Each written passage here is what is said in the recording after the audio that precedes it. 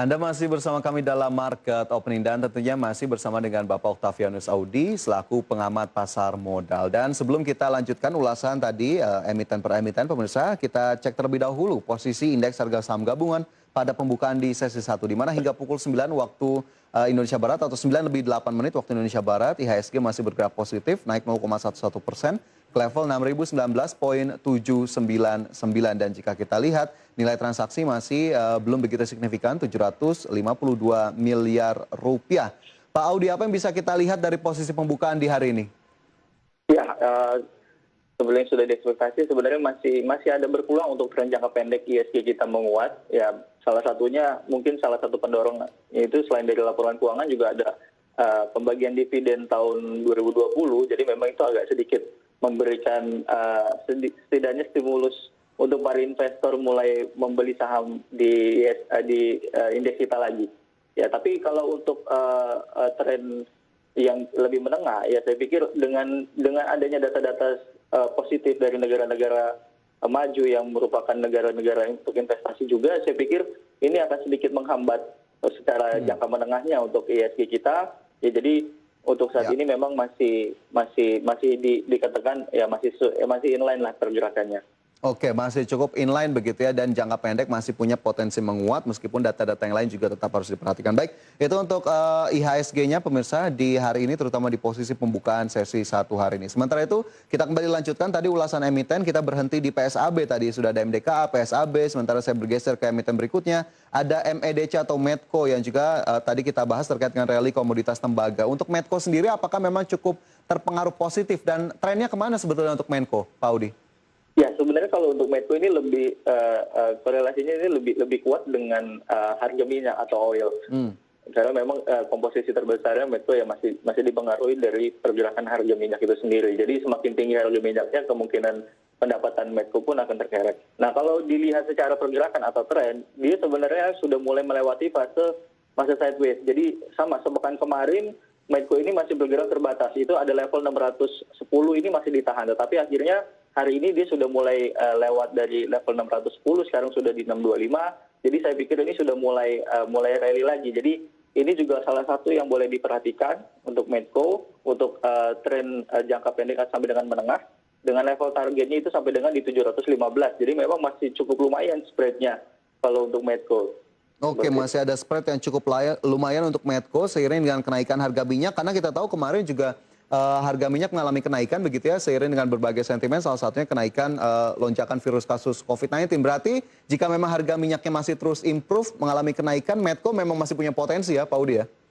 Iya, biasanya dia akan inline dengan pergerakan harga minyaknya itu sendiri. Oke, baik itu tadi untuk Medco pemirsa yang hari ini bergerak positif naik 1,61% ke level 630 setidaknya hingga pukul 9 lebih 11 menit waktu Indonesia Barat. Tadi levelnya juga yang sudah disebutkan bisa Anda jadikan catatan. Itu tadi MDKA, PSAB dan juga Medco Energy. Saya bergeser ke emiten lainnya juga masih dalam emiten update. Pak Audi ada HM Sampurna atau HMSP.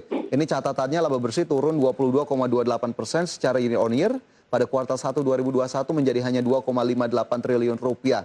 HM Sampurna, sahamnya sepertinya juga bergeraknya cukup berat ditambah dengan rilis kinerja yang belum begitu positif. Atau ada view lain untuk HMSP, Pak Audi? Ya, sejak tahun lalu, sejak adanya keputusan Kementerian Keuangan untuk menaikkan pajak cukai rokok, ini saya pikir akan view untuk tahun ini memang akan sedikit berat untuk emiten-emiten rokok khususnya.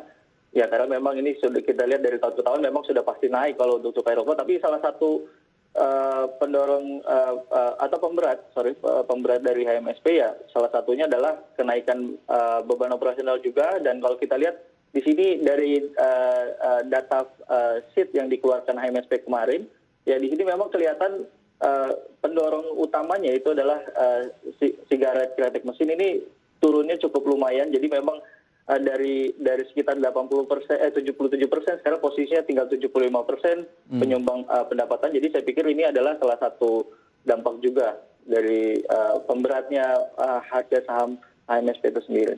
Oke, tapi adakah yang masih bisa kita optimalkan begitu peluangnya untuk HMSP Pak Audi mengingat hari ini di awal sesi naik 1,15% ke level 1325. Masih adakah peluang yang bisa mungkin pemirsa ambil?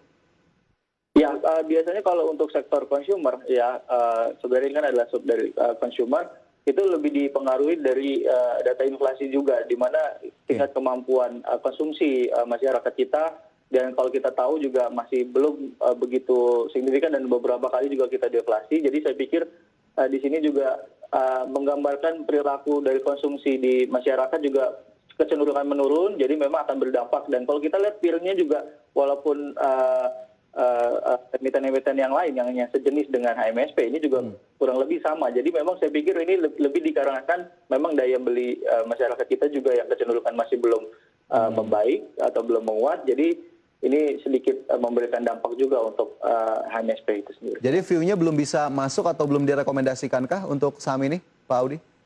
Kalau untuk saya pribadi, saya masih akan hold aja untuk HMSP, tapi tidak untuk rekomend beli untuk saat ini. Oke, baik, di hold untuk HMSP begitu ya, belum bisa direkomendasikan beli.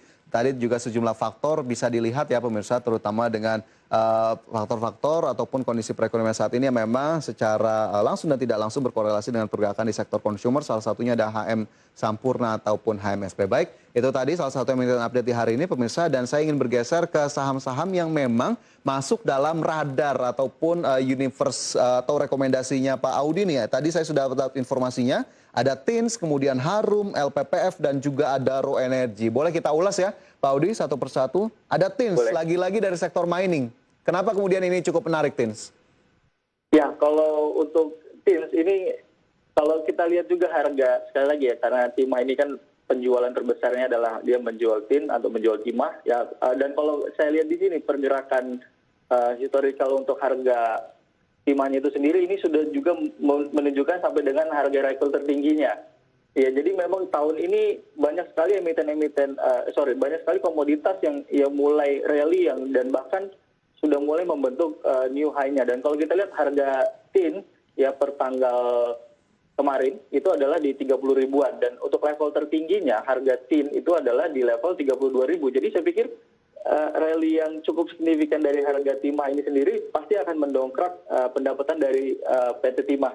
Jadi dengan kenaikan ini dan dilihat secara chart ini juga inline. Jadi saya pikir ini masih sangat cukup bagus untuk jangka menengah.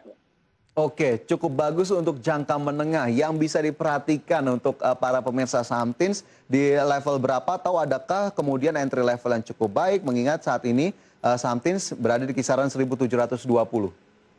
Ya, kalau untuk saat ini sebenarnya masih boleh untuk koleksi untuk posisi sekarang. Karena kenapa? Kalau kita lihat secara teknikalnya, sebenarnya sepanjang bulan April posisinya dia ini masih sideways dengan tertahan di level 1640, dan kemarin bagus sekali dia break dengan dorongan volume transaksi yang cukup besar. Jadi saya pikir di sini dia sudah selesai masa sideways-nya, dan saya pikir ini masih bisa lanjut untuk rally dengan target terdekatnya itu adalah di level 2040 untuk first step-nya. Dan untuk level yang perlu diperhatikan jika dia drop ya itu sampai dengan di level 1.600. Jadi batasi jika memang dia turun ke bawah 1.600 untuk trading. Oke, batasi jika memang turun ke bawah 1.600, target price terdekat di 2040.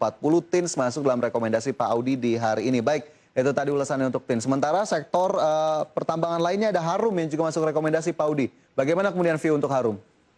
Ya, kalau untuk Harum sebenarnya secara jangka yang agak menengah atau 3 bulanan, ini dia masih dalam fase sideways dengan level targetnya itu adalah di level 5.700. Dan kemarin itu sudah mulai ada peningkatan volume transaksi, dan kalau kita lihat juga korelasinya dengan harga batu bara ini juga sudah mulai setidaknya ada sedikit dorongan yang cukup baik, dan ditambah juga adanya konflik dengan antara China dengan Australia di mana memang batu baranya masih di stop impornya di China. Jadi memang ini salah satu manfaat.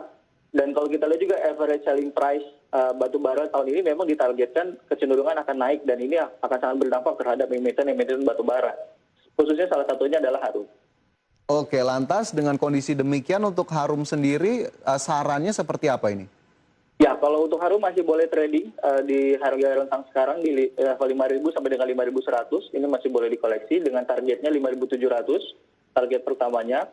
Lalu batasi jika memang dia drop ke bawahnya 4.800. Oke, 4.800 menjadi batas untuk bisa dilihat kembali jika memang mengalami penurunan. Sementara 5.000 hingga 5.100 ya bisa diperhatikan dengan target price di 5.700 dan di awal sesi 1 Harum melemah 0,98% ke level Rp5.075 per saham.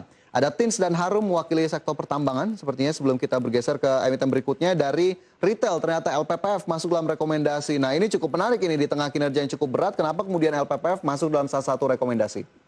Iya, secara teknikal sebenarnya kalau dilihat secara teknikal view-nya ini dia dalam fase jangka menengahnya sudah mulai masuk dalam tren bullish. Tapi sekali lagi ini memang lebih dikarenakan adanya rumor di mana ada dua investor yang mau masuk ke dalam LPPF atau ke dalam Matahari. Walaupun seperti kita tahu bahwa tahun ini targetnya bahkan LPPF akan menutup 13 gerai lagi. Tapi saya pikir ini dampak yang cukup signifikan dari tahun sebelumnya, tetapi jika memang nanti adanya investor lalu adanya perubahan atau target transaksinya sudah mulai berjalan, ya saya pikir untuk emiten retail ini pasti akan berdampak. Dan ditambah biasanya untuk sektor retail di tahun-tahun lebaran atau di tahun-tahun menjelang lebaran, biasanya ini akan terdongkrak penjualannya, tetapi untuk saat ini LPPF masih direkomendasikan untuk spekulatif, jadi masih spekulatif dan ini untuk tren jangka pendek aja dengan targetnya adalah di level 2.300. Oke, dengan target 2.300 spekulatif buy begitu ya untuk target price LPPF. Dan mungkin satu terakhir singkat saja Pak Audi, Adaro Energy levelnya yang masuk dalam rekomendasi juga di hari ini? Ya, kalau untuk Adaro level untuk saat ini masih boleh diperhatikan, rentangnya itu di 12.55 sampai dengan 12.20 masih boleh dikoleksi, lalu dengan targetnya 13.40 itu target pertamanya, lalu batasi jika memang dia ke bawah 1.200. Oke, lagi-lagi ada level yang bisa dibatasi untuk mungkin meminimalisasi kerugian, sementara target price terdekat tadi juga sudah diberikan untuk Adaro Energy langsung dari Pak Audi. 4 saham pilihan bisa saja Anda perhatikan pemirsa meskipun keputusan investasi tetap kami kembalikan kepada Anda. Dan Pak Audi, terkait Adaro Energy sepertinya menjadi akhir dari diskusi kita di kali ini. Terima kasih banyak sudah bergabung dalam market opening pagi ini Pak Audi. Kita jumpa di lain waktu, sehat selalu. Ya pemirsa, market opening akan segera kembali dengan informasi lainnya, tetaplah bersama kami.